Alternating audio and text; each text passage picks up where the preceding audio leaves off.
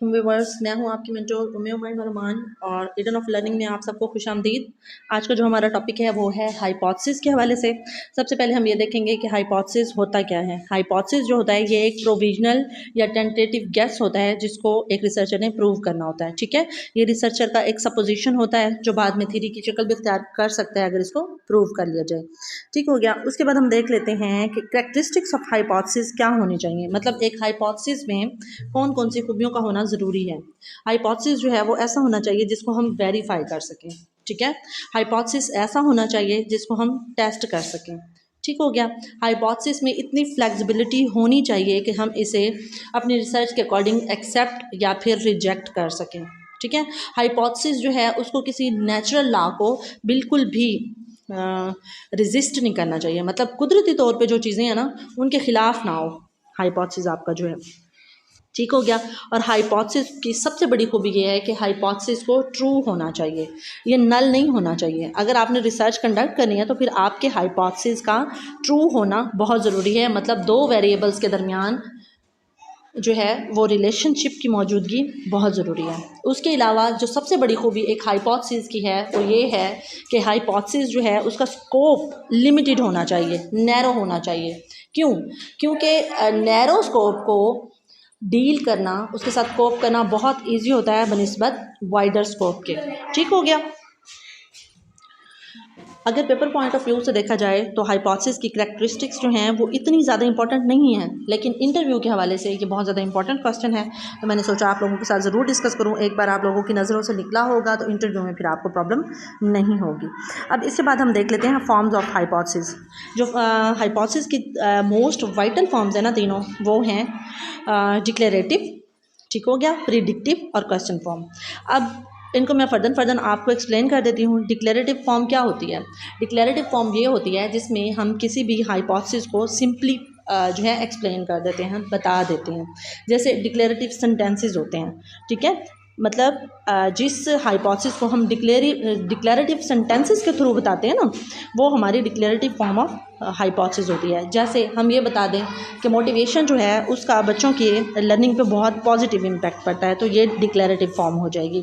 अब जो प्रिडिक्शन या प्रिडिक्टिव फॉर्म होती है हाइपोथेसिस की, उसमें ये होता है कि हम ये बताते हैं कि फ्यूचर में ये चीज़ हेल्पफुल प्रूव होगी। जैसे फॉर एग्जांपल हम ये कहते हैं कि अगर हम बच्चों को एक्टिविटी मेथड के थ्रू पढ़ाएंगे तो बच्चे जो हैं बहुत अच्छा लर्न करेंगे या उनके जो कॉन्सेप्ट्स हैं वो ज़्यादा क्लियर होंगे। तो ये प्रिडिक्टिव या प्रिडिक्शन हाइपोथेसिस की एक बेस्ट एग्जांपल हो सकती है।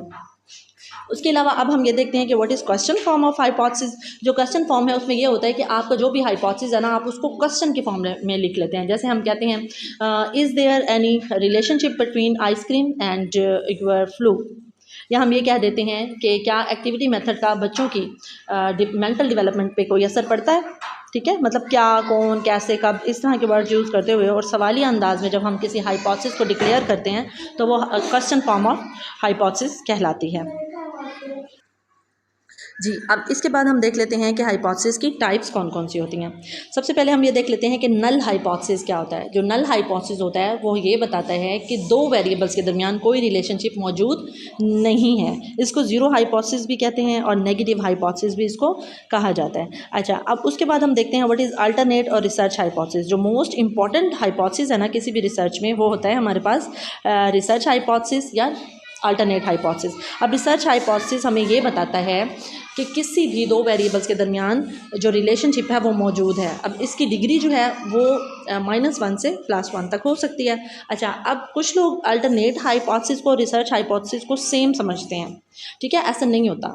अल्टरनेट हाइपोथेसिस जो होता है वो हमारे पास एक हाइपोथेसिस का नेमुल बदल मौजूद होता है। मतलब अगर हम डिफरेंट हाइपोथेसिस जैसे हम बनाते हैं, एक रिसर्चर बनाता है, तो उसमें ये होता है कि अगर एक हाइपोथेसिस आपने जो बनाया है वो आपका नल हो गया, ज़ीरो हो गया, नो रिलेशनशिप फाइंड हो गया, तो फिर नो डाउट आपको एक अल्टरनेट हाइपोथेसिस की ज़रूरत पड़ेगी। ठीक हो गया। अब अगर रिलेशनशिप मौजूद है तो फिर ये ट्रू हाइपोथेसिस है, अगर नहीं है तो ये नल है, और अगर नल हो गया तो फिर हमें इसके एक अल्टरनेट की ज़रूरत पड़ेगी, तो उस अल्टरनेट को हम अल्टरनेटिव हाइपोथेसिस कहेंगे। अब जो रिसर्च हाइपोथेसिस है इसकी डिफरेंट टू टाइप्स हैं, directional and non directional hypothesis. बहुत सिंपल सी बात है, डायरेक्शनल हाइपोथेसिस जो डायरेक्शनल होता है ना, वो डायरेक्शन भी बताएगा और साथ ये भी बताएगा, मतलब ये भी बताएगा कि रिलेशनशिप भी मौजूद है, उस रिलेशनशिप की डायरेक्शन भी बताएगा कि ये रिलेशनशिप पॉजिटिव है या फिर नेगेटिव।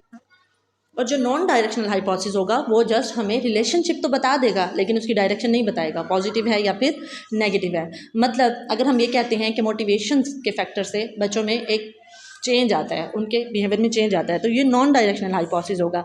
लेकिन अगर हम ये बताएं कि बच्चों की डेवलपमेंट में मोटिवेशन से जो है वो पॉजिटिव चेंज आता है, और कॉर्पोरल पनिशमेंट अगर हम यूज़ करेंगे तो उसमें बच्चों की डेवलपमेंट में नेगेटिव चेंज आएगा, तो ये हमारी एग्जांपल होगी डायरेक्शनल हाइपोथेसिस की। उसके अलावा सिंपल हाइपोथेसिस होते हैं और कम्प्लेक्स हाइपोथेसिस होते हैं। जो सिंपल हाइपोथेसिस होता है वो सिंपली दो वेरिएबल्स के दरमियान हमें रिलेशन बताता है, लेकिन जो कम्प्लेक्स हाइपोथेसिस होता है वो क्या करता है, वो दो से ज़्यादा वेरिएबल्स के दरमियान हमें जो है रिलेशनशिप बताता है। जैसे अगर जो है ना डायरेक्ट और इनडायरेक्ट वेरिएबल्स के दरमियान हमें रिलेशन बता रहा है कोई हाइपोथेसिस, तो वो सिंपल हाइपोथेसिस होगा। लेकिन अगर कोई हाइपोथेसिस हमें ये बता रहा है कि direct variables, non direct variable या इनडायरेक्ट वेरिएबल्स और उसके अलावा एक्सट्रेनियस वेरिएबल्स का क्या रिलेशनशिप है आपस में, तो ये हमारे पास कम्प्लेक्स हाइपोथेसिस की एक एग्जांपल हो जाएगी।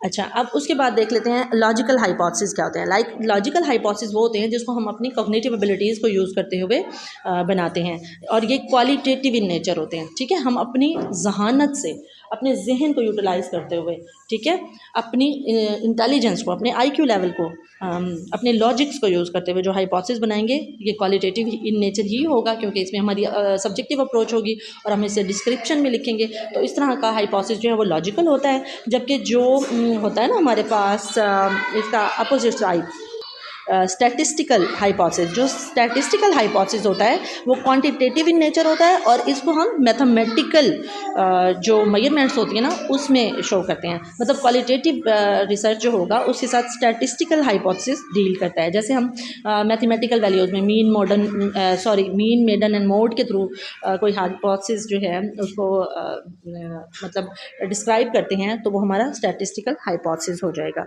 जी, ये आज की छोटी सी वीडियो जो है होपफुली आपके लिए बहुत हेल्पफुल प्रूव होगी हाइपोथेसिस को समझने में। इसमें जो मेन टॉपिक था वो था आपकी types of hypothesis. Paper point of view से ये बहुत वाइटल पॉइंट है आप लोगों के लिए और इसकी डेफिनेशन भी आपने ज़रूर लर्न करनी है। तो फिर मिलते हैं नेक्स्ट वीडियो में। टिल देन, अल्लाह हाफिज़।